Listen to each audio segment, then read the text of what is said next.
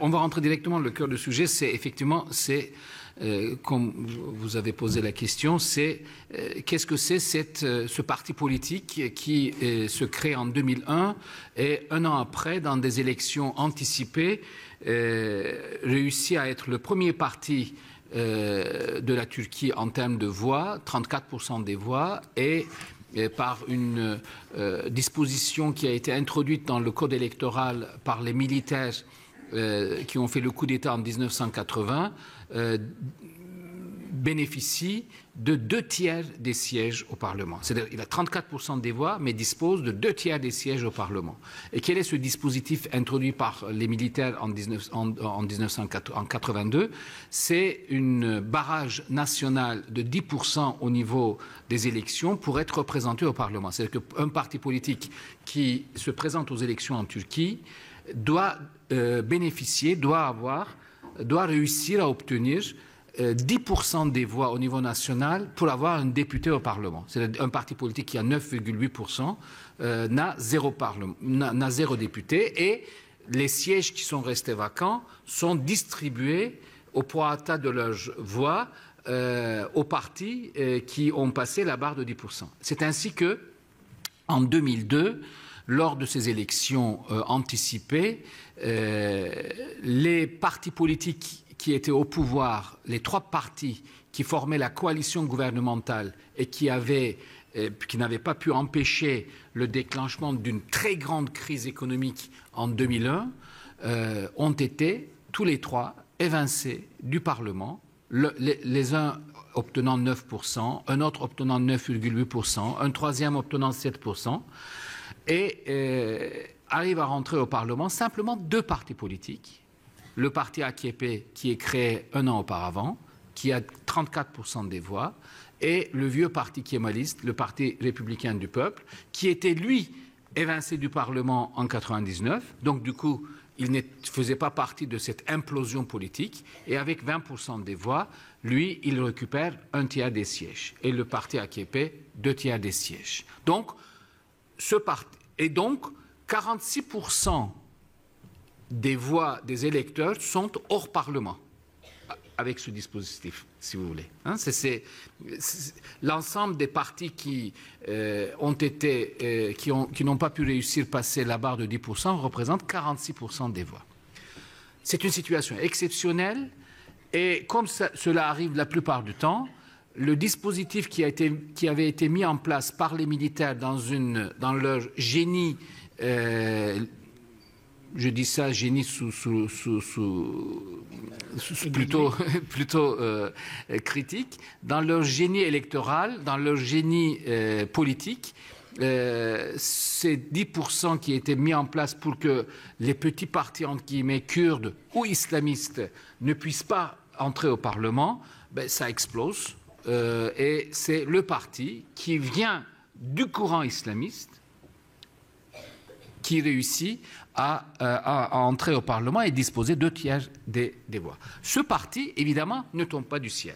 Le parti de justice et du développement est créé en 2001, mais les cadres de ce parti, dont Tayyip Erdogan, sont des cadres du vieux parti islamo-politique qui, au fil des interdictions par le Conseil constitutionnel, a changé de nom depuis sa première apparition en 1969.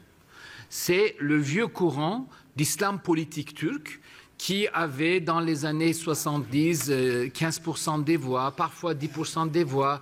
Dans les années 90, au milieu des années 90, avait formé une coalition gouvernementale avec une partie de droite libérale, mais qui avait été chassé du pouvoir, poussé à démissionner par les militaires en 1997.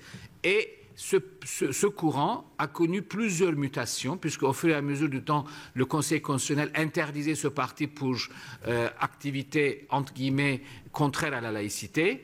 Et la dernière fois, en 1999, le Conseil constitutionnel interdit de nouveau ce parti, qui avait pris un nouveau nom.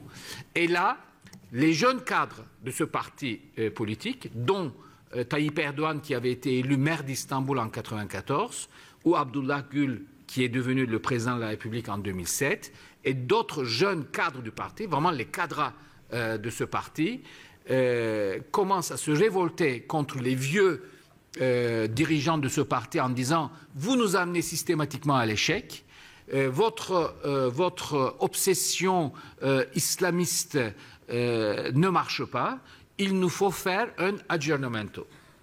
Et c'est là où Tayyip Erdogan crée en 2001 avec les jeunes cadres du parti un nouveau parti, concurrent de l'autre. Les vieux restent dans l'autre parti. Et il dit grosso modo, nous avons quitté les habits de l'islam politique. Nous serons le parti conservateur démocrate. Jusque-là, le terme démocrate, démocratie, était banni du discours de l'islam politique. Hein.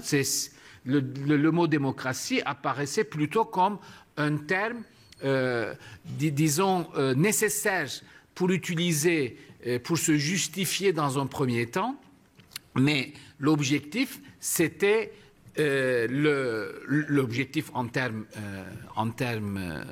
de discours, évidemment. L'objectif, c'est de créer la domination des règles de l'islam, mais pas du charia, etc. Hein, c'est du conservatisme radical.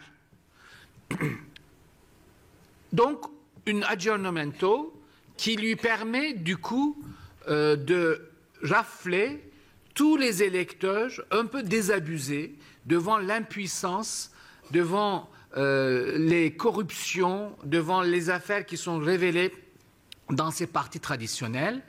Et c'est vraiment une implosion politique. Il y a un vide politique et ce vide, très rapidement occupé par ce parti qui se situe et qui se déclare officiellement pour se qualifier comme un parti conservateur démocrate. En turc, il est interdit.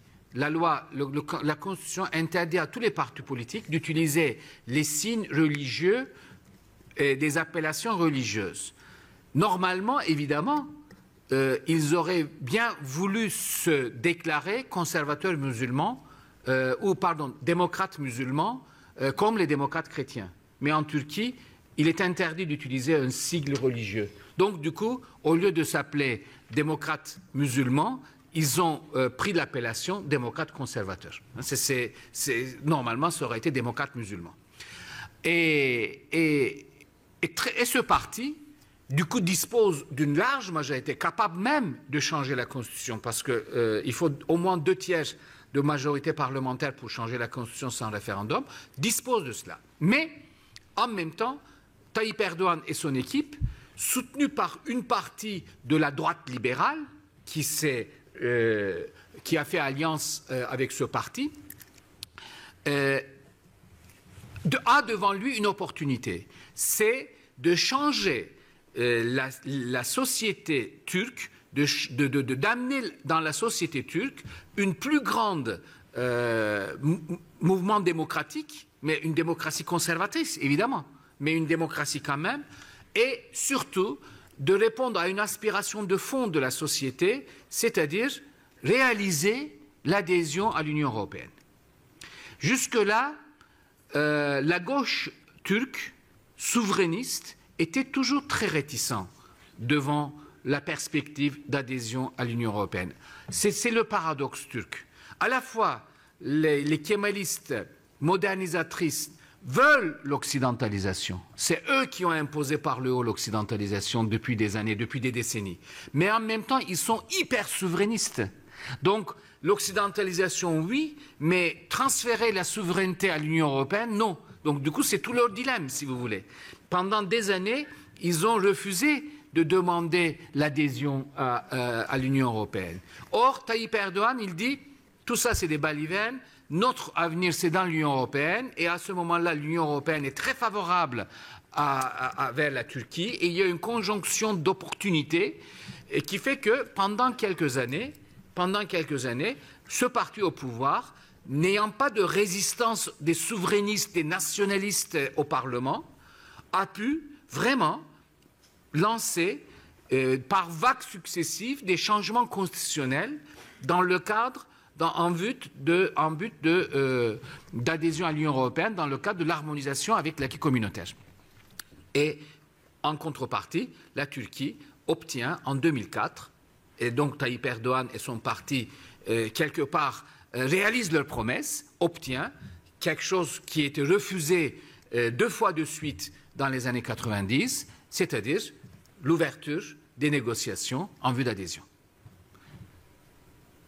En 2004, la Turquie obtient cette date d'ouverture qui devrait commencer en octobre 2005. Il y a des tergiversations du côté européen.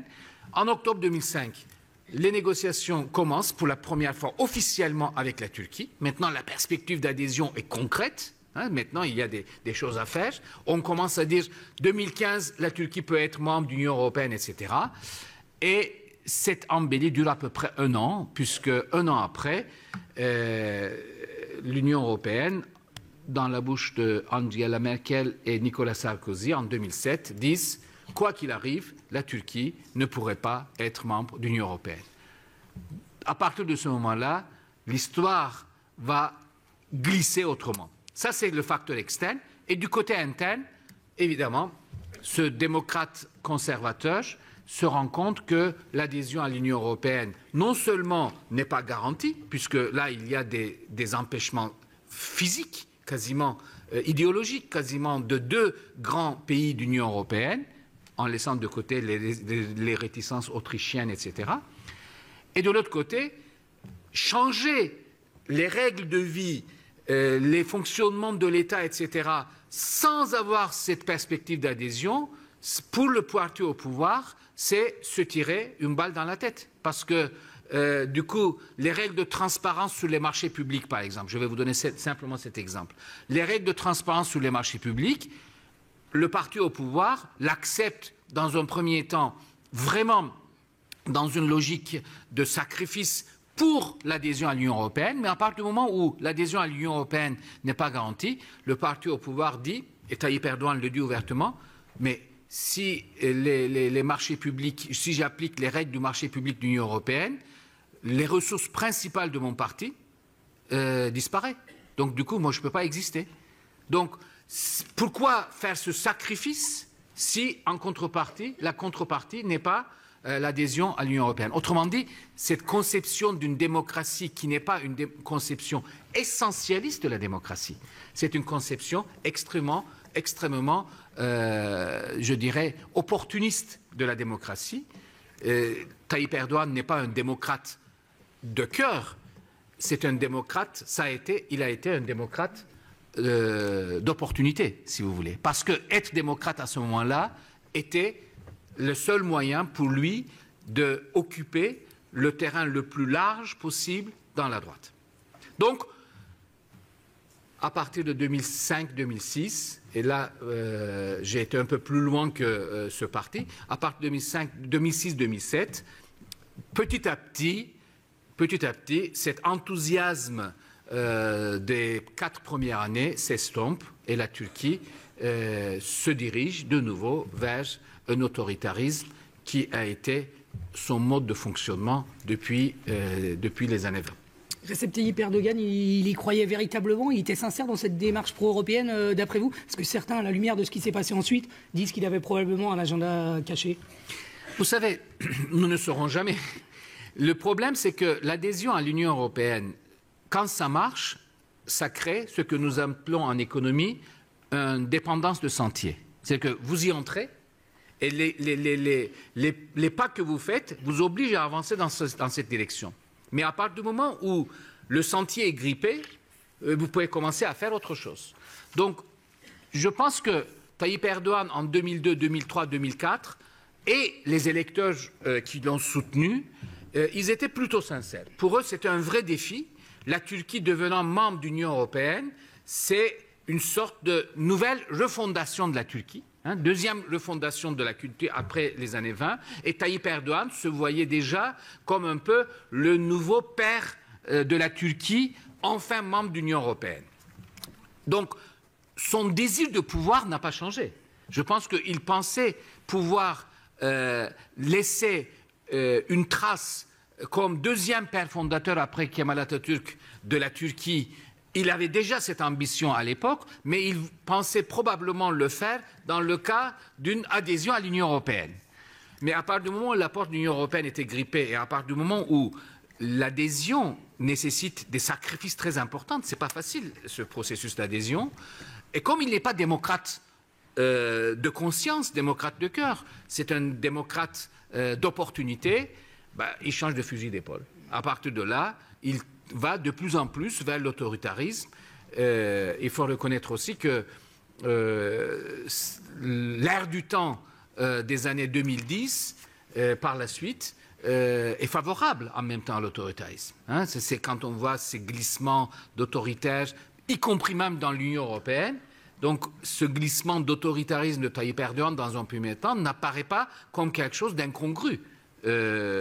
Après, les 2 dernières années, nous viendrons, ces 3 dernières années, les choses prennent une proportion totalement époustouflante. Mais en 2010, on sent déjà une tendance autoritaire forte de Tayyip Erdogan, mais cette tendance autoritaire, on va le retrouver aussi en Hongrie, on le retrouve un peu plus tard en Pologne, etc. Donc ce n'est pas très atypique, si vous voulez. Mais pour revenir à la question, l'agenda caché. Je crois que Tayyip Erdogan et son parti avaient un seul agenda caché, c'est de rester le maximum et le plus long possible au pouvoir, par tous les moyens. Par les moyens de l'Union européenne. C'est vrai que s'ils avaient réussi à réaliser l'adhésion à l'Union européenne, ils resteraient au pouvoir très longtemps d'une manière démocratique, dans une logique de la nouvelle force qui a permis à la Turquie de réussir à devenir membre de l'Union européenne, le vieux rêve d'un siècle qui se réalise. Et le premier pays musulman qui devient membre de l'Union européenne, c'était un peu leur rêve en même temps de dire « nous serons le pays du Sud qui est le plus introduit dans le Nord. Donc nous serons le représentant non pas simplement du monde musulman opprimé, mais aussi de tout le Sud. » C'est vrai que la Turquie a cette particularité. C'est le seul pays du Sud qui est membre de l'OTAN, qui est membre de l'OCDE, qui est membre du Conseil de l'Europe, qui est candidat à l'adhésion à l'Union européenne. Il n'existe pas d'autre pays du Sud qui est autant introduit dans les organisations du Nord. Donc être membre de l'Union européenne, c'était en même temps pour eux apporter, dans leur logique conservateur, apporter en même temps la voix d'une société conservatrice, musulmane, démocrate, dans le cœur de l'Europe et d'être le représentant de cette sensibilité mondiale dans l'Europe. Donc du coup, Tayyip Erdogan, probablement, si cette dynamique avait réussi, probablement aurait été un conservateur. Aujourd'hui, comme le sont les conservateurs autoritaires en Pologne et en Hongrie, on aurait eu beaucoup de problèmes avec lui en tant que membre de l'Union européenne, mais pas plus que Orban, ou pas plus que les frères Kaczynski. Donc, ça, c'est malheureusement l'histoire, on ne peut pas revenir en arrière, mais je pense que là, ce qui explique cette histoire d'agenda caché. Deuxième chose, évidemment, être conservateur en Turquie ne peut se faire, dans sa grande majorité, ne peut se faire que par rapport à l'islam. Nous sommes un pays musulman. Être conservateur en Italie ne peut se faire que par rapport au catholicisme. Être conservateur en Pologne ne peut se faire que par rapport à une référence au catholicisme. Ou être conservateur aux États-Unis se fait essentiellement par rapport, si on est vraiment conservateur, aux églises évangéliques ou au moins au protestantisme. Et en Turquie, conservateur signifie en même temps quelqu'un qui a ses références dans la religion locale qui est l'islam. Alors, faut-il du coup considérer que l'islam est congénitalement fermé à la démocratie, auquel cas son agenda politique à Tayyip Erdogan, c'était strictement une utilisation de la démocratie afin de liquider la démocratie au pouvoir, a posteriori, en refaisant l'histoire à l'inverse, vu le point d'arrivée, oui, on peut y penser. Mais ce point d'arrivée n'était pas inscrit à l'avance. Ce que j'essaie de montrer, de vous expliquer, c'est que ce point d'arrivée aujourd'hui n'était pas inscrit en 2002. Ce point d'arrivée n'était pas inscrit Par contre, le fait qu'il soit conservateur, oui, il le dit d'ailleurs, et il ne se cachait pas. Un conservateur, pas très démocrate, qui considère la démocratie essentiellement comme respect du résultat des élections. La conception minimaliste de la démocratie. N'a pas une culture démocratique, Tayyip Erdogan, ou la grande majorité de ses électeurs. Pour eux, la démocratie, c'est on demande son avis au peuple, et le peuple décide, et dans sa majorité, le peuple décide, et on applique. Comme Tayyip Erdogan est sûr d'avoir une majorité dans la sociologie de la Turquie contemporaine, sunnite, turc, conservateur. C'est les trois compositions majoritaires en Turquie. Les sunnites sont majoritaires, 80%. 75-80% de la population se considère comme turc ethniquement, même si c'est très compliqué la réalité des choses, mais ils se considèrent turcs ethniquement. Et 65-70%, 60%, 65% de la population se considère de droite et conservateur. Donc Tayyip Erdogan représente les trois. Donc du coup, il représente la majorité sociologique naturelle du pays. Et donc, il est facile d'être démocrate quand vous êtes sûr que chaque fois que vous allez devant les urnes, vous avez une garantie sociologique de majorité. Et donc, effectivement, aujourd'hui encore, nous savons cette démocratie non pas pluraliste, mais nous avons cette démocratie majoritariste. Et c'est le problème, je pense, l'agenda caché de Tayyip Erdogan, c'est que son discours de démocratie n'était pas une démocratie pluraliste, c'est-à-dire dans la démocratie, première chose, c'est le respect des minorités, des autres, des différents. C'est une conception majoritariste de la démocratie, c'est-à-dire à partir du moment où j'ai la majorité derrière moi, je suis disposé à faire tout ce qui est autorisé par le pouvoir. Donc, l'agenda caché, je pense que en politique, l'agenda caché n'est pas un terme suffisamment explicatif, parce que cela signifie que quand les hommes politiques ont des ambitions autres que d'arriver au pouvoir et de rester au pouvoir. Tayyip Erdogan a une formation politique, a une conception, évidemment, qui est alimentée par une très longue séquence historique qui est l'occidentalisation en Turquie, et il représente en même temps à la fois une aspiration à devenir une puissance au même titre que les puissances occidentales. Ça, c'est le vieux rêve, retour de la grandeur de l'Empire ottoman qui est recherché. Mais en même temps, il est pour une redéfinition des repères civilisationnels de la Turquie. C'est-à-dire, il considère l'occidentalisation comme une aliénation par rapport aux valeurs traditionnelles de la Turquie. C'est toute l'ambivalence d'un pays entre deux régions, entre deux zones, à la fois aspirées par l'Occident, à la fois attirées par l'Occident, et en même temps ayant peur de cette occidentalisation en termes de perte d'identité historique, culturelle. Grosso modo, pour les conservateurs turcs, l'occidentalisation est importante pour pouvoir placer la Turquie dans le concert des nations au premier plan, mais l'occidentalisation est en même temps pour eux une sorte d'abandon des valeurs musulmanes et de devenir chrétien. Parce que pour eux, l'Occident est perçu encore comme, essentiellement, comme le lieu de domination des valeurs chrétiennes. Et évidemment, quand il y a des hommes politiques européens qui disent le fond de l'Occident, ce sont les valeurs chrétiennes, alors là, tous les musulmans, ils ont les cheveux hérissés sur la tête en disant « Eh bien voilà ce qui nous attend si on entre dans l'Union européenne ». Alors la Turquie vit une période particulièrement compliquée, on va y revenir. Je voudrais juste que vous reveniez sur le fait que cette période compliquée, elle vient après une décennie finalement de succès pour la Turquie, avec notamment des succès économiques. Entre 2002 et 2007, je l'ai noté, la croissance économique en Turquie s'est chiffrée à 40%. Il y a aussi des succès diplomatiques, avec, au début en tout cas, avec cette bonne volonté diplomatique de la Turquie, avec cette politique de zéro problème qui visait à obtenir des relations avec les voisins, obtenir des relations de bon voisinage à la fois à l'ouest et à l'est.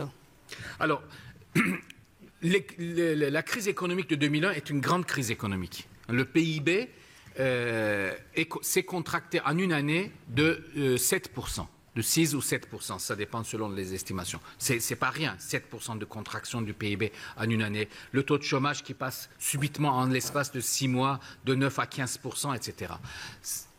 Et les dispositions qui ont été prises avant même l'arrivée au pouvoir d'AKP, par le biais de la Banque mondiale et du Fonds monétaire international, avec l'arrivée d'un vice-président turc de la Banque mondiale qui est venu à la tête de l'économie turque à l'époque, Kemal Dervish, met en place des dispositifs de stabilisation financière, de stabilisation économique relativement importantes, notamment l'indépendance de la Banque centrale, etc., parce qu'avant, les choses étaient un peu compliquées et donc, du coup, les gouvernements faisaient tout et n'importe quoi par rapport à la politique budgétaire et notamment la politique financière, ce qui avait été la raison principale de cette explosion financière de 2001. Donc, un assainissement institutionnel relativement fort, et AKP a poursuivi au pied de la lettre ce programme de stabilisation mis en place à partir de 2002. Et il se trouve que la conjoncture internationale est très favorable économiquement dans la première moitié des années 2000. Il y a des liquidités internationales importantes, la croissance économique partout démarre. La Turquie, en plus, commence à négocier son adhésion à l'Union européenne. Du jour au lendemain, la Turquie est devenue un pôle d'attraction régional économiquement. Jusqu'en 2001, la Turquie recevait, au bon an, mal an, 1 milliard de dollars d'investissements directs étrangers. Je vous donne simplement un seul exemple. Des années 80 jusqu'aux années 2001, 1 milliard de dollars d'investissements directs étrangers. En l'espace de 2 ans, c'est-à-dire 2003, 2004, 2005, les investissements directs étrangers, le flux passe 10 milliards de dollars dans un premier temps, arrive à 15 milliards de dollars l'année suivante, arrive à 20 milliards de dollars en 2005. Cela montre comment, subitement, l'économie turque, dans la perspective d'adhésion à l'Union européenne, dans la perspective d'une stabilisation de la démocratie, est devenue attirante, est devenue un pôle d'attraction régionale vis-à-vis de l'Union européenne, mais vis-à-vis aussi de la région. N'oublions pas que la Turquie a signé un accord d'union douanière avant même l'adhésion. C'était avant même l'ouverture de négociations. En 1995, la Turquie avait signé déjà un accord d'union douanière avec l'Union européenne. Donc, il y a une accélération. Et c'est vrai que, du point de vue de la discipline budgétaire, Tayyip Erdogan et son équipe sont très, très attentifs. Pas des dépenses publiques inutiles, diminution considérable de ratio de la dette publique grâce à l'augmentation de la croissance. Du coup, les indicateurs économiques de la Turquie s'améliorent d'une manière extraordinaire. Et à ce moment-là, la Turquie, Tayyip Erdogan, commence aussi à faire quelque chose qui va encore aujourd'hui, il va retirer les bénéfices de cette politique. Il met en place une politique sociale, c'est-à-dire aide aux familles les plus démunies. Alors, la social-démocratie critique cette politique sociale en disant « oui, on leur donne des avantages en nature, on leur donne du charbon, on leur donne des pâtes, on leur donne du sucre, du coup, on achète leur voix ». Oui, mais en même temps, les pauvres commencent à bénéficier d'une vraie politique sociale. Gratuité de l'accès aux soins, construction de routes dans les régions reculées, etc., etc. Un énorme effort d'infrastructure On considère que construction des aéroports, etc., est inutile, mais la Turquie est un immense pays, c'est 1,5 fois la France et plus étalé. Donc du coup, entre Istanbul et Diyarbakır, si vous ne mettez pas des lignes aériennes, il vous faut à peu près 30 heures, 24 heures en bus pour y aller. Donc, construction des aéroports, construction de routes, etc., tout ceci, et surtout la politique de santé, tout ceci va créer un élan de soutien des classes populaires, pas simplement par adhésion idéologique parce que ce sont des musulmans qui sont au pouvoir, ça joue. Ça joue d'une manière incontestable. Mais en même temps, une adhésion sociopolitique. Et là-dessus, Tayyip Erdogan, effectivement, jusqu'en 2007-2008, va continuer. La crise économique mondiale de 2008 va faire trébucher, évidemment, cette évolution. En 2009, la Turquie connaît une crise économique. L'économie se contracte. Mais cette fois-ci, en 2009, la crise économique n'est pas d'origine interne. Donc, très rapidement, la Turquie va prendre des dispositifs et en 2010, alors que l'économie européenne sombre de plus en plus dans une stagnation, l'économie turque, en 2010, va démarrer tout de suite avec une croissance de 6-7%. Mais, évidemment, à partir de 2011-2012, cette croissance s'essouffle. Et là-dessus, Tayyip Erdogan va essayer d'utiliser les vieilles recettes des années 50. Moi, quand je suis arrivé en France pour faire mes études d'économie après le lycée à Istanbul, je suis rentré donc à l'université Paris 1 et à l'époque, 72, 73, 74, et à l'époque, il y avait encore, et vous devez tous se rappeler, en économie, il y avait un vieux adage qu'on n'utilise plus maintenant. Quand le bâtiment va, tout va. Lui, il pratique ça.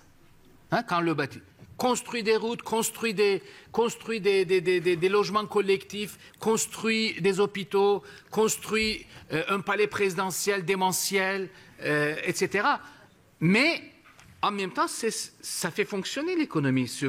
Évidemment, ce n'est pas une croissance de long terme. Ce n'est pas une croissance où la productivité augmente. Ce n'est pas une croissance où l'économie turque devient de plus en plus compétitive. Mais dans les temps de stagnation économique mondiale, ça fait du dynamique économique interne.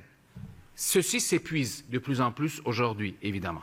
Mais Tayyip Erdogan, de ce point de vue, la politique de Tayyip Erdogan est une politique conservatrice culturellement, très conservatrice culturellement, sur la question famille, etc., nous viendrons. C'est une politique économique néolibérale d'une certaine manière, mais pas du néolibéralisme à l'américaine, c'est du néolibéralisme pragmatique. En même temps, les dépenses publiques sont très importantes, on investit beaucoup dans les routes, dans les ports, etc. Et c'est une politique qui, au niveau de la politique extérieure, dans un premier temps, voulait être le pôle de stabilité dans une région hyper instable, c'est-à-dire le Moyen-Orient. La stratégie dont vous avez annoncé dans un premier temps, ça marche. La Turquie devenant, dans la perspective d'adhésion à l'Union européenne, pour tous les pays de la région, la Géorgie, l'Irak, l'Iran, la Syrie, la Jordanie, et y compris la Russie d'une certaine manière, pour tous ces pays, la Turquie, dans la perspective d'adhésion à l'Union européenne, devient le pays à partir duquel on peut entrer à l'Union européenne, soit pour commercer, soit pour culturellement réaliser des échanges, etc. Et la Turquie joue cette carte. Dans l'espace de 10 ans, la Turquie a multiplié par 3 le nombre de ses représentations diplomatiques. Aujourd'hui, la Turquie dispose du 5e réseau de représentation diplomatique au monde, si vous voulez. Et justement, c'était dans cette logique-là, hein, notamment vers l'Afrique, notamment vers l'Asie. Et je crois que le zénith dans cette situation, c'est l'apparition des... par exemple, la Turquie a fait un accord en 2007 avec la Syrie, un accord de libre circulation, à partir de 2007, les frontières entre la Syrie est ouverte, c'est-à-dire la libre circulation des personnes et des biens sont ouvertes. Du coup, la Syrie commence de plus en plus à avoir son regard tourné vers la Turquie. L'Irak, c'est de la même chose. Même encore, si vous allez en Irak, vous verrez plutôt dans les marchés de Erbil, de Süleymaniye, y compris de Bagdad, plutôt des produits turcs que des produits irakiens qui sont dans les étalages. Et la Turquie devient une énorme puissance d'exportation, mais en même temps d'investissement, d'installation, etc. Et la stratégie annoncée par le ministre des Affaires étrangères en 2009, Ahmet Davutoğlu, c'est zéro problème avec nos voisins, ce qui est une bonne chose. Y compris même quelques tentatives de résolution du conflit avec l'Arménie. En 2009, pour la première fois, en profitant d'un match de foot entre la Turquie et l'Arménie, le président de la République turque fait un voyage à Erevan et au match retour, le président de la République arménienne fait un voyage en Turquie, mais ça capote très rapidement à cause de l'intervention d'Azerbaïdjan. Mais la Turquie vit juste dans cette séquence 2009-2011 une période où Tayyip Erdogan est à son zénith de popularité internationale. Si vous regardez par exemple l'hebdomadaire Time, vous verrez à l'époque où Economist, l'hebdomadaire britannique Economist, ou même les journaux Le Monde, Le Figaro ou Spiegel, vous verrez en 2010-2011 Tayyip Erdogan porté aux anges par les puissances occidentales. Et il se passe les printemps arabes. Pour les printemps arabes, dans l'Occident, et Tayyip Erdogan se voit aussi comme ça, la Turquie va devenir le grand frère du changement dans les pays arabes. C'est-à-dire, enfin, les pays arabes, de Tunisie jusqu'en Égypte, etc., vont prendre comme modèle le modèle de réussite internationale que représente la Turquie comme pays musulman. La Turquie est membre de G20 en même temps. J'ai oublié de compter parmi les structures dans lesquelles les structures de direction internationale dans lesquelles la Turquie est membre. Et Tayyip Erdogan se voit dans cette logique-là, effectivement. Et le dérapage, c'est à partir de ce moment-là, la Turquie commence à s'engager de plus en plus du côté des frères musulmans. Et on découvre que Tayyip Erdogan est très proche des frères musulmans. Jusque-là, on ne l'avait pas tellement vu. Tayyip Erdogan est très proche des frères musulmans. Tayyip Erdogan, dans un premier temps, conseille Ghannouchi en Tunisie, conseille celui qui est renversé en Égypte. Morsi, j'allais dire, c'est son. Morsi en Égypte.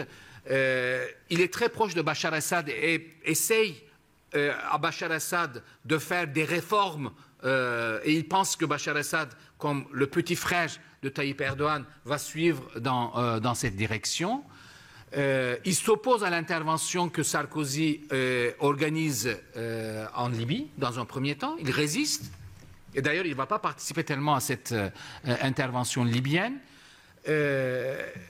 Mais très rapidement, avec l'échec qui apparaît en Syrie, l'échec qui apparaît avec le coup d'État de Sisi en 2013, très rapidement, le vent tourne. Et Tayyip Erdogan s'engage, par contre, là, il y a une dépendance de sentier, dans une logique de soutien à l'opposition de plus en plus djihadiste en Syrie, qui devient de plus en plus radico-islamiste en Syrie. Et là, subitement, c'est vraiment le changement, c'est été 2013, si vous voulez. Il y a quelques mois, la Turquie, Tayyip Erdogan était accueilli aux États-Unis comme un très grand chef de l'État. Quelques mois après, Tayyip Erdogan devient la bête noire de la presse occidentale et c'est la descente aux enfers. Face à ça, évidemment, la réaction du pouvoir c'est de plus en plus de l'autoritarisme parce qu'ils ont peur. En fait, Tayyip Erdogan a eu très peur quand il y a eu le coup d'État contre Morsi en fin juin 2013. Tayyip Erdogan a eu très très peur que le même scénario se réalise en Turquie. Et à partir de ce moment-là, c'est un peu la paranoïa, c'est un peu la peur, c'est un peu aussi l'économie commence à piétiner, et donc la fuite en avant dans un autoritarisme de plus en plus exacerbé. Ce soutien à Daesh que vous avez mentionné, plus ou moins affirmé, il est stratégique ou idéologique selon vous? Parce que c'est un calcul qui peut paraître extrêmement dangereux quand on le voit en tout cas rétroactivement. Alors, le soutien n'était pas à Daesh au départ. Et je ne suis pas sûr que la Turquie a soutenu ouvertement, structurellement, directement le Daesh. La Turquie a soutenu les organisations d'opposition qui initialement étaient plutôt Ihvan, c'est-à-dire les frères musulmans, mais les frères musulmans s'est avéré être une force de baudruche. Ils sont implosés très rapidement, ils ont perdu l'espace très rapidement. D'autant plus que les frères musulmans en Syrie étaient beaucoup plus radicaux que les frères musulmans en Égypte et plus enclins à se saisir des armes. Puisque les frères musulmans en Syrie avaient un vieux vendetta vis-à-vis du pouvoir syrien. Ils avaient organisé une révolte, un soulèvement contre le pouvoir syrien en 1982 et cette révolte à Hama avait été écrasée d'une manière extrêmement violente. On pense qu'il y a à peu près 10 000 personnes qui sont mortes lors de cet écrasement et un tiers de la ville de Hama avait été rasée par le pouvoir syrien. Donc, il y avait une vieille vendetta, si vous voulez, un vieux règlement de compte entre frères musulmans et le pouvoir du clan Assad. Et donc, du coup, il y a eu très rapidement un glissement dans l'opposition, un glissement vers des stratégies de violence et prise de réaction armée, etc.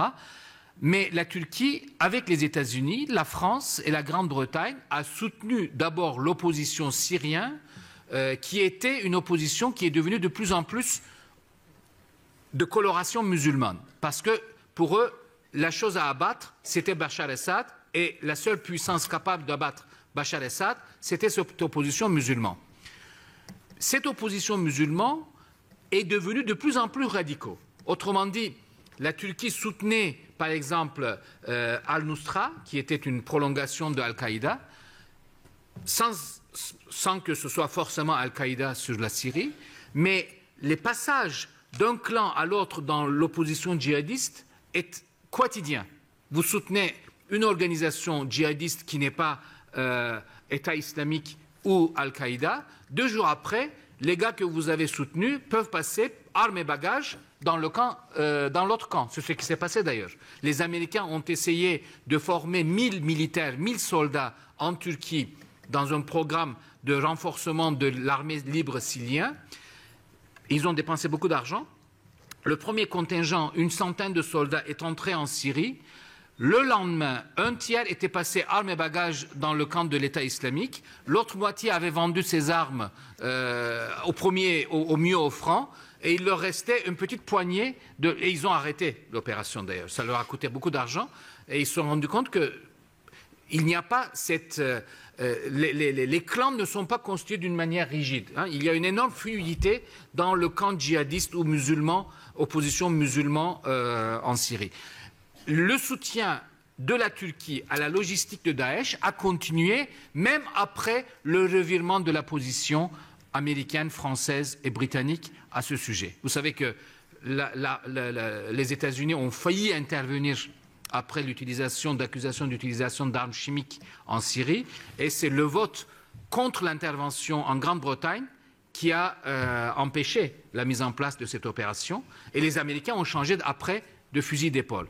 La France est restée pendant très longtemps dans la position turque, c'est-à-dire soutien aux djihadistes, à l'opposition syrienne. Mais l'opposition syrienne est 80% djihadiste, de différentes manières. Hein. Quand on dit djihadiste, en même temps, ce n'est pas forcément ceux qui tuent, ceux qui ne sont pas forcément les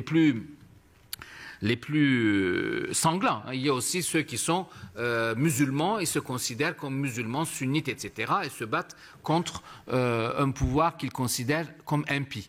La Turquie, malheureusement, a laissé pas mal de temps, jusqu'à encore, je dirais, 1 an, a laissé l'utilisation de la frontière turque comme un lieu de passage, un soutien logistique à l'opposition, je dirais, musulman, sunnite,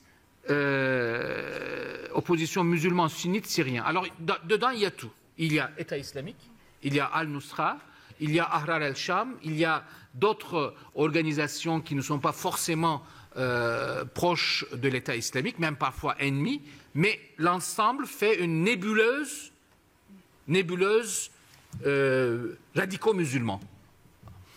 Et la Turquie, aujourd'hui, paye cette complaisance avec la création des cellules dormantes d'État islamique en Turquie, évidemment, en contrepartie. Hein, la plupart des attentats que nous avons connus depuis 1 an et demi sont des attentats, pas tous, mais une partie importante des attentats, dont celui du 31 décembre, comme le dernier, le plus récent et un des plus sanglants. Ce sont des attentats de l'État islamique, soit organisés par des ressortissants turcs, en Ankara par exemple, en octobre 2015, ou organisés par des militants venus de la Syrie, comme c'était le cas le 31 décembre. La Turquie, malheureusement, de ce point de vue-là, s'est engagée, a créé un peu ses propres démons, en pensant que Bachar el-Assad allait tomber très facilement, comme a tombé Moubarak ou comme a tombé Ben Ali.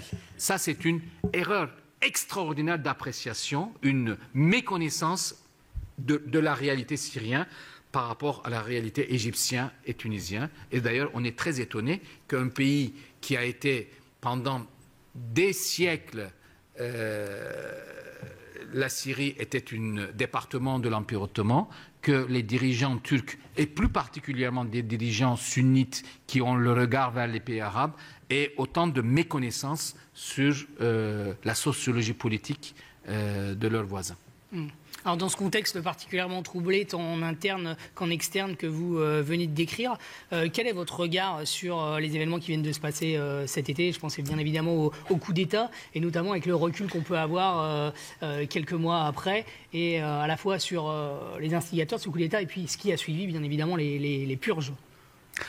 Alors, le coup d'État de 15 juillet est un vrai coup d'État, mais un coup d'État qui a raté. Donc, du coup, a posteriori, comme tous les coups d'État qui ont raté, ça nous donne l'impression que c'était un coup d'État organisé par des pieds nickelés. Mais c'est parce que c'est un coup d'État raté. S'il avait réussi, on n'aurait jamais eu cette impression-là. Pourquoi le coup d'État a raté? Parce que le coup d'État a été éventé à peu près 12 heures avant son passage à l'action.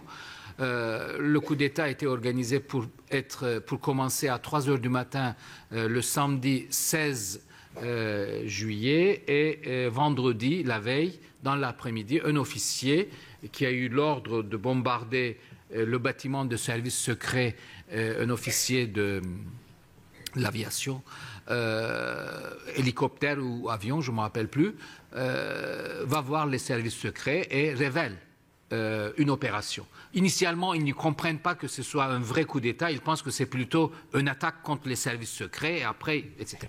Et je crois que, du coup, comme le coup d'État avait été éventé, un nombre important d'officiers qui étaient prêts à passer à l'action, au dernier moment, sont restés chez eux, dans leur bureau, et les officiers les plus fanatiques, c'est-à-dire les officiers gulenistes, sont passés à l'action tout seuls, ce qui donne cette impression d'un coup d'État miniature voué à l'échec, etc., mais quand même sanglant. Hein.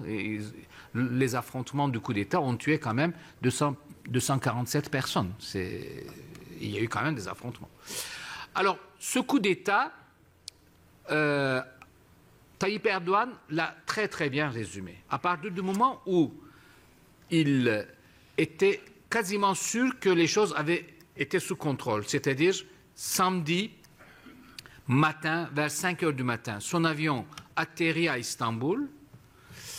Première conférence de presse à l'aéroport d'Istanbul. Et il dit, voilà, il avait demandé aux gens de descendre dans la rue pour défendre. Bon, après tout, pourquoi pas, hein, c'est son droit.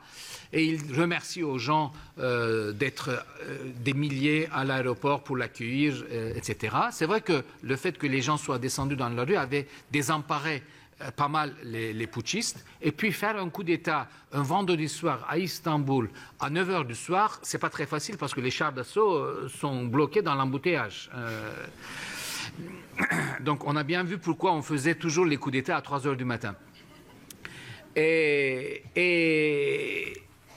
il dit quelque chose qui est, je pense, la phrase clé pour comprendre ce qui se passe après. Il dit, ce coup d'État est un don de Dieu. Comme ça, on va pouvoir purger les gulenistes. Et évidemment, quand on commence une purge comme ça, on ne s'arrête pas aux gulenistes. On va purger tous ceux qui nous déplaisent dans l'administration, dans l'État. On va utiliser, donc, le don en question, c'est de donner au pouvoir une justification pour suspendre l'état de droit. Donc, depuis cette date, en Turquie, pour résumer, l'état de droit n'existe pas. Le gouvernement a lancé, 5 jours après le coup d'État, a décrété l'état d'urgence, mais ça n'a rien à voir avec l'état d'urgence en France.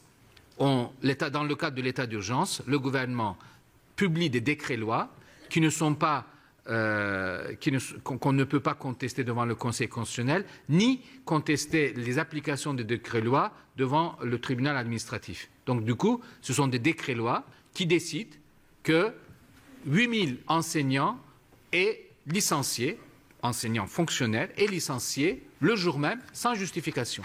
La publication du décret-loi dans le journal officiel vaut l'annonce de licenciement.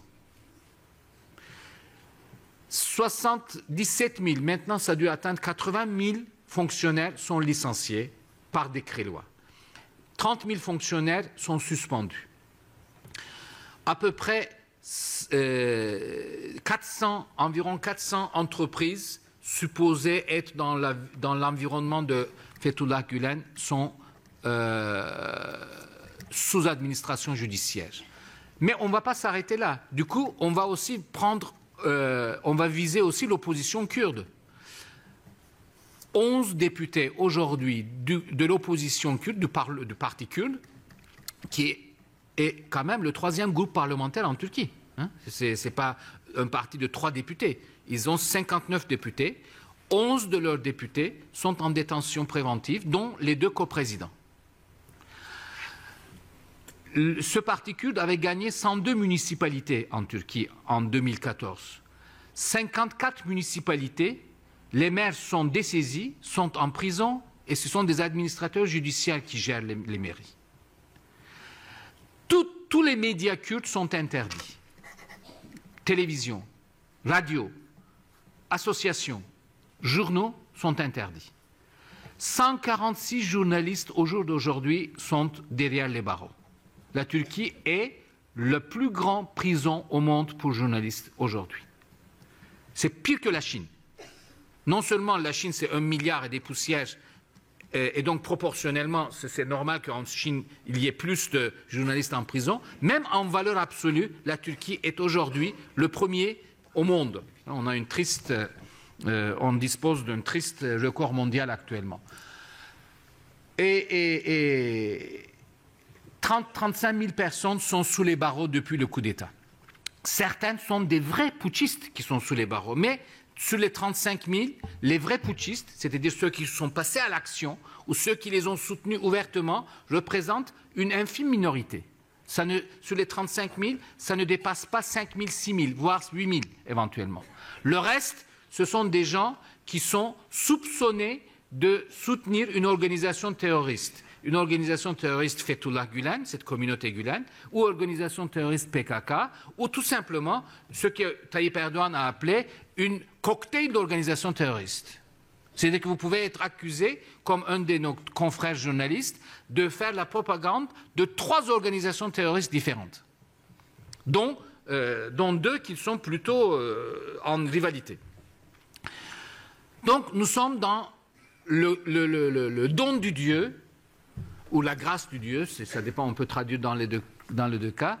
Ce don du Dieu au pouvoir, à Tayyip Erdogan, c'est de suspendre l'état de droit et de diriger le pays dans une logique où l'indépendance de la justice est supprimée, le Parlement est bâillonné et que le pouvoir exécutif dispose de tous les pouvoirs. La séparation de pouvoir est annulée. Donc, nous sommes dans un régime de l'arbitraire total aujourd'hui et nous nous enfonçons de plus en plus dans un régime d'arbitraire total, d'une sorte de dictature constitutionnelle. Et Tayyip Erdogan veut utiliser cette situation d'état d'exception où l'opposition est sonnée, bâillonnée, sonnée. 200 ou 300 personnes subissent des enquêtes judiciaires dont une partie sont en prison pour avoir envoyé des tweets qui sont considérés comme offensant le pouvoir. Certains sont injurieux, j'en conviens, mais néanmoins, l'injure contre le pouvoir n'est pas une peine dont la détention provisoire est justifiée selon la loi. Mais Tayyip Erdogan, aujourd'hui, le pouvoir, ce n'est pas simplement Tayyip Erdogan, il ne faut pas le personnaliser. Le pouvoir, le parti au pouvoir, aujourd'hui, est en train de constituer et préparer, et c'est au jour d'aujourd'hui, des propositions d'amendements constitutionnels sont discutées au Parlement, un amendement constitutionnel afin de mettre en place un régime, je dirais présidentiel, mais ce n'est même pas un régime présidentiel. C'est un régime d'autocratie constitutionnelle, où le président de la République peut être membre d'un parti politique, il est à la fois l'unique chef de l'exécutif, donc il est membre, autrement dit, quand il est membre d'un parti politique, il est chef du parti politique, il ne sera pas un vulgaire membre, évidemment, il sera le chef du parti majoritaire, il sera le chef de l'exécutif, il aura la possibilité, comme Poutine, de déclarer, de lancer ce qu'on appelle les décrets présidentiels et nommer le 3/4 des membres de la haute juridiction. Autrement dit, c'est le régime de unicité des pouvoirs. Ce n'est pas le régime de séparation des pouvoirs, c'est le régime d'unicité de pouvoir. Et dans quelques mois, probablement, au Parlement, ça va passer. J'espère que non, mais il y a très peu de chances que ça ne passe pas. Et qu'au mois d'avril à peu près, ce changement constitutionnel va être soumis au référendum. Et nous allons avoir une campagne de référendum où dire non à ce changement va être considéré par le pouvoir comme un soutien à l'organisation terroriste.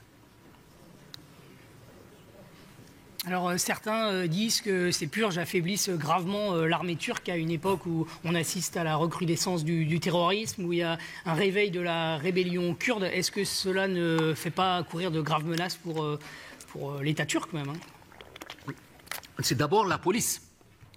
La purge dans la police est incomparablement plus que la purge dans l'armée. Et là, dans la justice.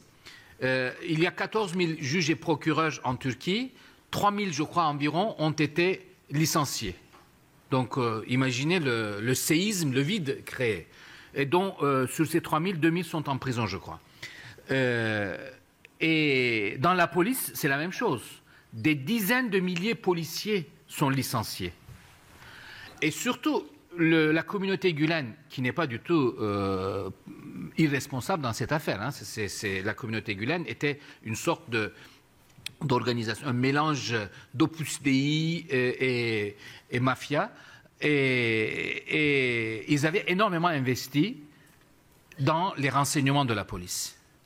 Selon les estimations du gouvernement, du ministre de l'Intérieur, 80% des renseignements de la police étaient des cadres gülenistes.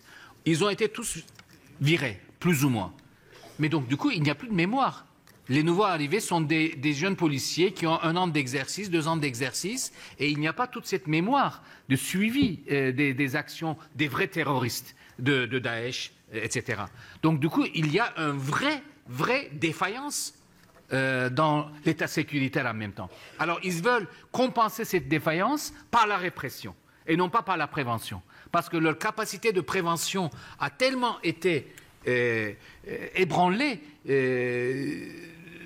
cassée, que le seul moyen, c'est la répression massive. Et l'armée, de la même manière, effectivement, dans l'armée, il y a aussi des défaillances, mais vu la taille de l'armée turque, les conséquences sont moins graves que dans la police.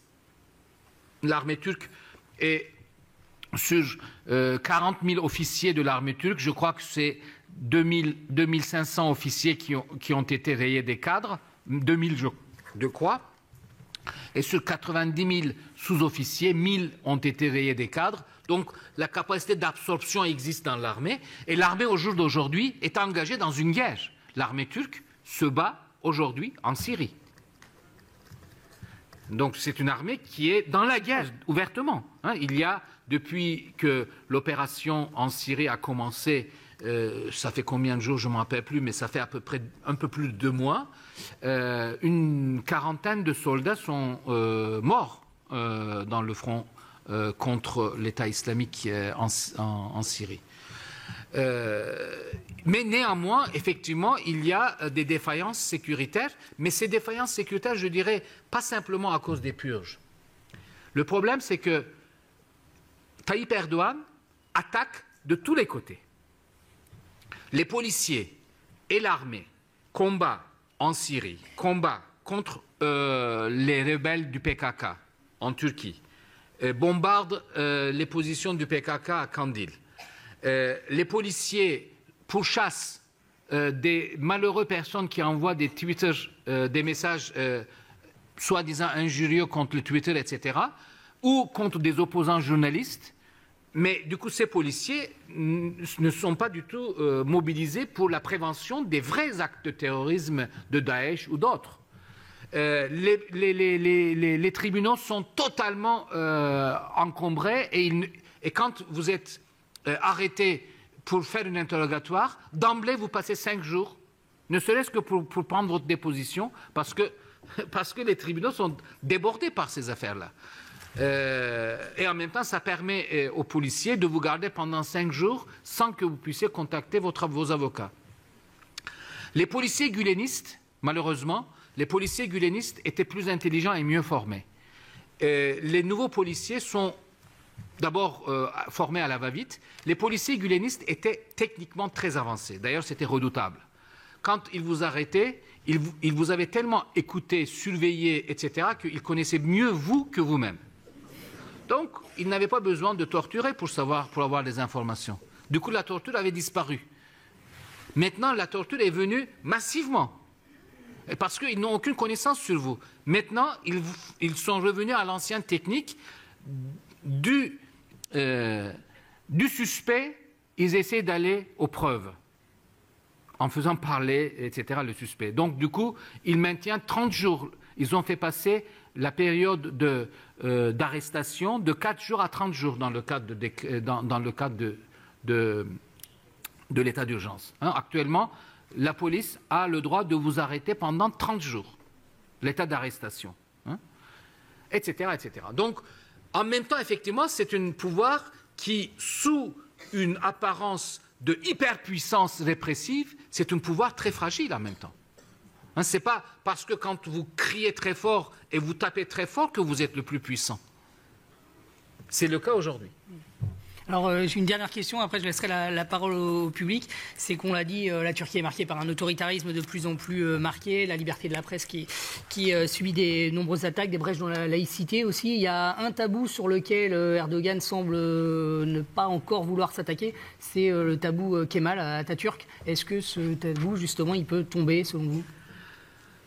Il est en grande partie tombé, mais Tayyip Erdogan n'a pas intérêt à casser le tabou de Mustafa Kemal parce qu'il a besoin d'un tabou, d'une dynamique de tabou, pour pouvoir devenir deuxième Mustafa Kemal. Donc, casser le tabou de Mustafa Kemal n'est pas très intelligent de sa part. Mustafa Kemal est un dirigeant fondateur de la République. On va l'analyser non pas comme le père d'occidentalisation. Tayyip Erdogan a une autre version. Et les musulmans, les islamistes ou les conservateurs musulmans en Turquie ont une autre version de Tayyip Erdogan, de Mustafa Kemal. Pour les laïcs, Mustafa Kemal est le libérateur de la Turquie et celui qui a porté la Turquie vers l'occidentalisation. Pour les conservateurs musulmans, Tayyip Erdogan est le libérateur de la Turquie. Il a libéré la Turquie de l'occupation chrétienne. Donc, c'est la deuxième figure de Mustafa Kemal qui sera de plus en plus et qui est mis de plus en plus en avant. Et Tayyip Erdogan a son ambition de devenir le deuxième fondateur de la nouvelle Turquie. Donc, Mustafa Kemal a fondé la Turquie, a libéré le pays de l'occupation chrétienne, qui est une occupation discutable. Ce n'était pas tout à fait une occupation, mais peu importe, on écrit l'histoire comme ça. Maintenant, Tayyip Erdogan va refonder une nouvelle Turquie, et d'ailleurs, il dit aujourd'hui, tous les jours, que la Turquie vit sa deuxième guerre d'indépendance. Eh bien, merci, Monsieur Insel, pour ce passionnant exposé. Merci.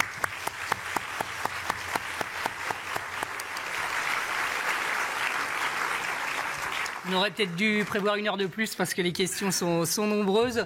On va prendre les questions du public. On a donc 20-25 minutes. On va prendre 2 ou 3 en même temps. Les questions, si vous voulez bien lever la main. Monsieur. Assez haut.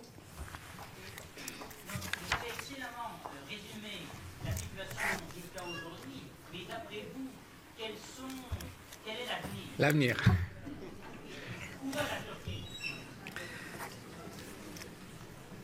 Merci. Une autre question?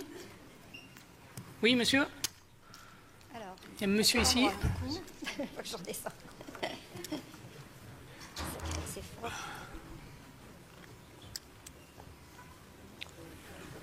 Oui. Oui, il y a une question ici. Deux questions là. La Turquie risque de sortir de l'OTAN. Bonne question. Ça va avec où va la Turquie, effectivement.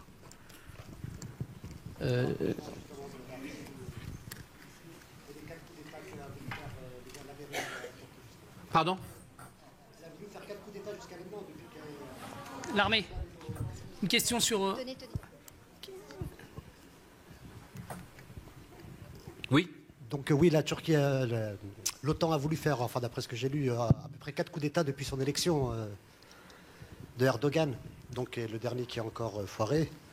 Et donc là, les forces OTAN, je veux dire, font tout pour éloigner la Turquie d'un rapprochement avec la Russie. Enfin, même si ça. Ouais. Donc rôle de l'OTAN. Et Et monsieur? juste et puis une dernière question, c'était par rapport à l'agenda caché aussi. Vous n'avez pas parlé de 2023 par rapport à sa vision justement de Erdogan là-dessus. Mais c'est la refondation de 2023. C'est la deuxième République.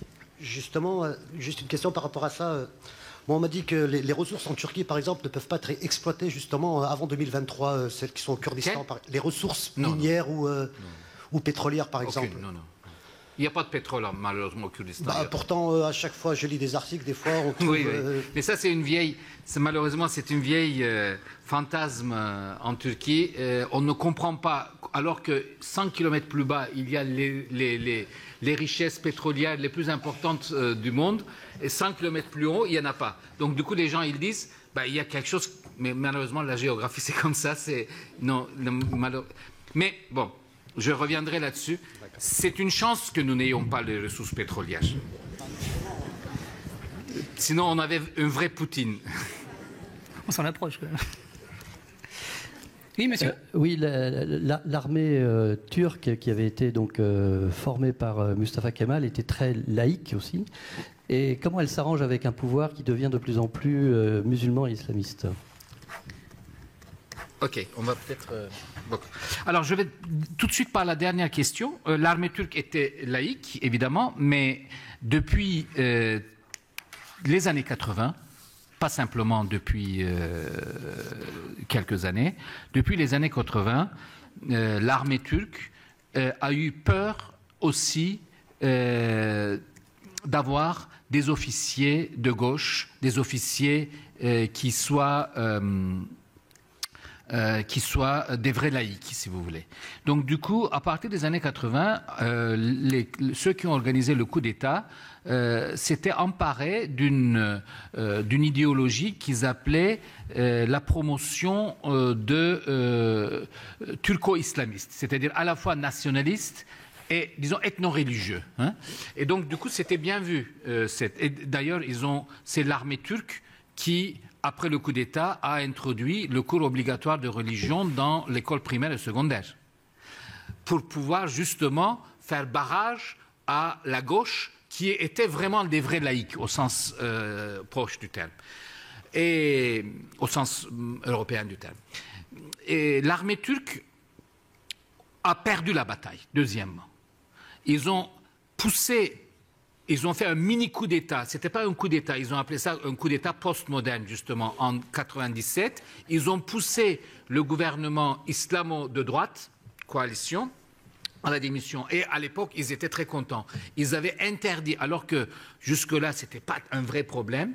Dans les années 90, ils deviennent de plus en plus rigides, adoptent une laïcité militante. Interdire, par exemple, l'accès aux jeunes filles à l'université avec foulard. À la rigueur, on comprend dans l'enseignement secondaire. Mais à l'université, ce sont des gens qui sont citoyens majeurs. Donc, du coup, imposer des codes vestimentaires à l'université, ça ne va pas. Donc, du coup, les islamistes vont aussi beaucoup user et abuser de ces arguments de laïcité militante. Et l'armée turque, en 2002-2003, pensait que, comme ils ont fait en 97, ils allaient encore pousser le pouvoir AKP, mais au niveau international, les choses avaient changé. D'abord, les Américains ne voyaient pas d'un mauvais œil l'émergence en Turquie d'un islam modéré, qui serait l'exemple pour le reste. Donc, du coup, c'est une armée de l'OTAN. Donc, quand les Américains disent le holà, l'armée de l'OTAN ne peut pas faire le coup d'État tellement. Hein. Les coups d'État précédents étaient plutôt avec un accord, d'une certaine manière, avec l'OTAN. Et deuxièmement, ils ont fait quand même des tentatives de déstabilisation. Et là, avec les gulenistes, les policiers gulenistes, avec des procès truqués, malheureusement, les procès truqués, déjà Tayyip Erdogan a cassé la résistance de l'armée à partir de 2008. Les fameux procès Ergenekon où des généraux étaient en prison, même le chef d'état-major, l'ancien chef d'état-major était en prison. C'était des procès truqués, hein, mais ils ont cassé l'armée. L'armée n'a pas pu résister, n'a pas pu empêcher cela, et je dirais, à ce moment-là, l'armée turque a perdu la partie. Aujourd'hui, l'armée turque est devenue, et surtout après le coup d'État, est devenue la grande muette. Mais c'est une bonne chose que l'armée devienne la grande muette, normalement. Hein. En France, dans le cadre de la démocratie, on préfère que l'armée soit une grande muette qu'une grande tribun. Donc, l'armée a perdu la partie. Mais, maintenant, même dans la situation actuelle, si les choses vont comme elles vont aujourd'hui, et là où va la Turquie, si les choses vont comme elles vont aujourd'hui, c'est-à-dire une crise économique de plus en plus grave, une instabilité politique, une instabilité économique, attentats, de tous les côtés, la Turquie, aujourd'hui, nous sommes dans le chaos. Ça ne peut pas être une situation durable à long terme. Malheureusement, il peut toujours y avoir une réaction de l'armée pour sauver la Turquie, pour sauver la République. Et ce sera catastrophe. Si les putschistes avaient réussi le coup d'État de juillet 2016, aujourd'hui, nous étions dans une situation incomparablement plus catastrophique que ce que nous vivons aujourd'hui. Parce qu'ils auraient eu peu de légitimité populaire et ils auraient tendance à régner encore plus de violence et de la répression pour pouvoir rester au pouvoir. Et on aurait vécu probablement une guerre civile. Plus une guerre qu'aujourd'hui. Où va la Turquie? Sincèrement, personne ne sait, et je crois que, y compris Tayyip Erdogan, ne sait pas. Nous sommes dans une situation où il n'y a aucune prévisibilité de court terme. Je ne parle pas de long terme. Hein. Il n'y a aucune prévisibilité de court terme. C'est pourquoi d'ailleurs il y a aujourd'hui une fuite massive des capitaux de la Turquie. La livre turque se déprécie tous les jours, mais pas de 1%, mais tous les jours. En l'espace de 15 jours, la livre turque s'est dépréciée de 15%. Et tous les jours, la livre se déprécie. L'économie turque commence... Bon, les effets vont se montrer évidemment dans un an et demi. Ça ne se voit pas tout de suite, l'effet de cette crise économique. La Turquie a pu sortir de son isolement parce qu'il y a quelques mois, la Turquie était vraiment isolée de tous les côtés. Tayyip Erdogan n'arrête pas d'injurier les Américains et mépriser les Européennes. Et d'ailleurs, les Européens lui ont bien répondu au Parlement européen en disant on arrête le processus de négociation, hein, la réponse du berger à la bergère. Et les Américains sont très irrités puisque Tayyip Erdogan et les représentants du pouvoir continuent à affirmer que la CIA était derrière le coup d'État de 15 juillet dernier et que la CIA organise plusieurs... et que la CIA est derrière la plupart de ces attentats. Et 80% de la population y croit. Aujourd'hui, 80% de la population croit que derrière les attentats, y compris de Daesh, il y a la CIA. Donc un anti-américanisme, mais un anti-occidentalisme exacerbé. La Turquie est entourée d'ennemis. Tout le monde veut du mal de la Turquie. Et Tayyip Erdogan, du coup, comme le héros qui va sauver la Turquie. Mais la visibilité à long terme, à court terme, nous n'avons pas. Certains pensent que si on va satisfaire Tayyip Erdogan, on va lui donner plein le pouvoir, peut-être il va se calmer et on va enfin souffler un peu. Mais ceci n'est même pas garanti.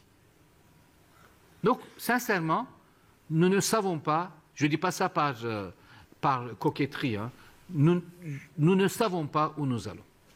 Est-ce que la Turquie peut sortir de l'OTAN ? Effectivement, de plus en plus, certains représentants du gouvernement, ils disent l'OTAN est devenue une puissance néfaste pour nous, soutient les Kurdes, les Américains soutiennent les Kurdes de Syrie contre nous, derrière le PKK, il y a les Américains, les Américains arment la rébellion kurde, etc. etc. Et l'OTAN... Pour l'OTAN, la Turquie, et surtout pour les Américains, la Turquie n'est plus un allié aussi fiable qu'autrefois. La dernière visite d'Obama au reste du monde, avant le passage de pouvoir, ça n'a pas tellement été remarqué en Europe. La dernière visite d'Obama il l'a fait, avant de changer, de céder la place à Trump, il a visité la Grèce. Et les Grecs lui ont dit, et ça c'est dans les journaux grecs, au cas où les bases militaires de l'OTAN, que l'OTAN utilise en Turquie, notamment Incirlik et Malatya, ne vous sont pas disponibles par la Turquie, la Grèce est à vos services. Pour l'OTAN, la sortie de la Turquie de l'OTAN, et là les dirigeants turcs, les militaires turcs sont bien conscients, mais malheureusement dans cette euphorie, paranoïa, perte de raison d'une partie importante des membres du pouvoir, je crois qu'ils ne se rendent pas compte, la sortie de la Turquie de l'OTAN serait un immense cadeau fait aux séparatistes kurdes. J'ai beaucoup discuté avec des militants ou des conseillers proches du PKK. Ils ne se rendaient pas compte qu'ils pensent toujours que dans un romantisme révolutionnaire, comme les Américains ont besoin des forces kurdes armées en Syrie, et sont en grande partie les forces du PKK enrôlées dans le cadre du YPG, les Américains vont soutenir les actions du PKK en Turquie, où vont... Les Américains, tant que la Turquie est membre de l'OTAN, aucun pays occidental ne va soutenir une force qui lutte contre un pays membre de l'OTAN. Mais si la Turquie n'est plus membre de l'OTAN, là, les choses peuvent fondamentalement changer. Donc, du coup, pour la Turquie aujourd'hui, et là, les militaires sont bien conscients, le pouvoir est dans un romantisme exalté, donc du coup, je ne sais pas s'ils sont conscients vraiment, mais pour les militaires, effectivement, rester dans l'OTAN, c'est le dernier facteur de stabilité pour la Turquie. Merci. 2023. Alors pour le pétrole, j'ai répondu, il n'y a pas de pétrole en Turquie. Tous les ingénieurs miniers nous disent il n'y a pas de pétrole en Turquie. C'est comme ça, malheureusement. Mais heureusement qu'il n'y a pas de pétrole en Turquie, parce que si nous avions un pétrole en Turquie, l'économie turque aurait tous les défauts des pays exportateurs de pétrole. Vous savez que dans l'économie de développement, on appelle ça le syndrome pétrolier. C'est-à-dire que si vous avez du pétrole, vous êtes riche et très pauvre en même temps. L'Algérie, Venezuela, y compris même la Russie, sont des pays riches, mais en même temps très très pauvres. Il suffit que le prix du pétrole s'écroule et vous écroulez en même temps. 2023, effectivement, Tayyip Erdogan est un homme politique qui aime bien aussi mettre des objectifs. De ce point de vue-là, c'est un homme politique très habile. Des objectifs toujours historiques devant la population, mobilisation de la population. Alors, il avait commencé dans un premier temps 2023. Comme la Turquie, on voyait bien qu'en 2015 n'allait pas être membre de l'Union européenne, il avait lancé deuxième hypothèse, nous serons membres de l'Union européenne l'année du 100e anniversaire de la République, 2023. Maintenant, 2023 est devenu... l'Union européenne est quasiment disparue dans la perspective. 2023, ça va être d'une sorte de achèvement de la nouvelle refondation de la Turquie. Une refondation de la Turquie qui sera libérée de ces démons kémalistes, qui sera libérée de ces démons au sens des conservateurs musulmans, j'entends bien sûr, de ces démons laïcs militants, et la Turquie enfin sera réconciliée avec son passé historique, ses référents culturels historiques, donc un pays qui n'aurait pas honte d'être musulman, un État qui n'aurait pas honte d'être l'État d'un pays à 99% musulman. C'est donc non pas le retour de la charia, etc., ce n'est pas tout à fait leur objectif, c'est exactement une sorte de présence de la religion dans l'espace public, dans le cadre d'un État qui se dit séculier, laïque, mais dans une conception de laïcité qui n'est pas du tout, évidemment, la conception de la laïcité militante précédente. 2023, mais il n'y a pas que 2023. Il y a encore deux dates que Tayyip Erdogan aime répéter régulièrement. 2053. Alors, 2053, pourquoi? C'est le 500e anniversaire, c'est 600e anniversaire de la conquête de Constantinople par les Ottomans. Pour les musulmans, Constantinople n'est toujours pas totalement conquise. Pour les musulmans, les kémalistes ont empêché la conquête de Constantinople parce que le Constantinople, Istanbul, reste encore une ville cosmopolite et que Sainte-Sophie n'est pas une mosquée. Vous savez que Mustafa Kemal avait démosquéisé Sainte-Sophie et à partir de 1933 a eu l'intelligence pour casser cette confrontation, parce que c'est le lieu sacré par excellence des orthodoxes, Sainte-Sophie, avait transformé Sainte-Sophie en musée. Jusqu'à aujourd'hui, la Sainte-Sophie est un musée. Et la revendication des musulmans les plus radicaux depuis des décennies et des décennies, c'est la transformation, la réouverture de Sainte-Sophie sous forme comme mosquée. C'est l'achèvement de la conquête, deuxième conquête de Constantinople. Et puis, troisième date, c'est 2071. Alors, 2071, Tayyip Erdogan, il laisse comme mission aux futures générations, génération pieuse, c'est son terme, génération pieuse et morale qu'il veut former.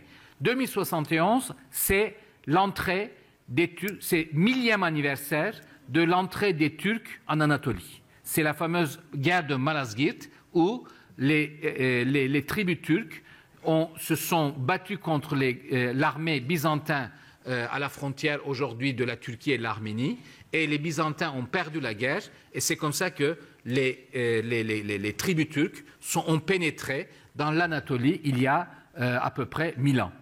Donc, c'est quand même intéressant. Vous avez remarqué que c'est un dirigeant qui n'arrête pas de reconquérir le pays qu'il dirige. Et ça, c'est le fantasme, et ça, c'est la peur ancrée chez les Turcs. Je crois qu'on peut terminer avec ça. Qu'est-ce qui explique que Tayyip Erdogan arrive à mobiliser un soutien populaire aussi important? On a vu la partie économique, la partie politique sociale. Il est musulman, donc les musulmans, pour la première fois, veulent avoir un président de la République qui est très pieux et qui a le nom du Dieu tout le temps dans sa bouche. Tout ça, c'est vrai. Mais l'immense majorité des Turcs continuent à avoir peur d'être chassés un jour des territoires qu'ils ont occupés et qu'ils sont très fiers d'avoir occupés, d'occuper progressivement contre le Byzance, contre Byzance, etc. Les Ottomans n'avaient pas du tout cette peur, parce que pour les Ottomans ne voyaient pas cette vision comme une vision de conquête. Pour eux, c'était dans la nature des choses, dans une vision impériale. On gagne des territoires, on perd des territoires, etc. Les Turcs, ils ont voulu faire un État-nation, mais leur ambivalence, c'est que c'est de tous les côtés, quand on creuse l'Anatolie, tout ce qui sort de cette Anatolie rappelle aux Turcs qu'il y avait d'autres personnes qui vivaient ici et que la présence turque, progressivement, avec le génocide arménien in fine, avec les Grecs qui ont été chassés successivement, il se rappelle tout le temps des morts qui sont dans les placards et qui rappellent dans leur conscience, nous aussi, nous sommes propriétaires de ces territoires.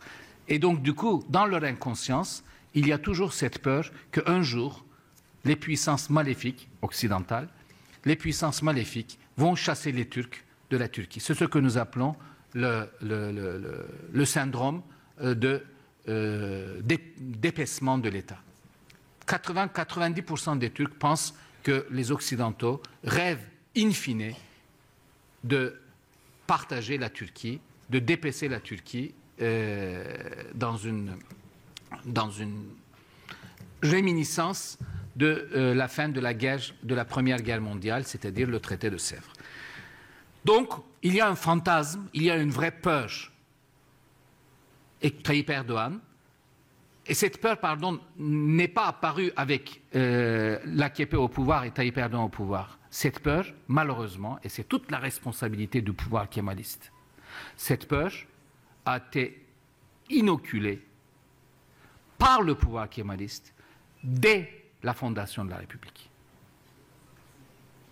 Dès la fondation de la République, le pouvoir kémaliste a appris aux Turcs que le monde entier est un ennemi de la Turquie. Moi, quand j'étais à l'école, on nous disait toujours que nous sommes entourés d'ennemis.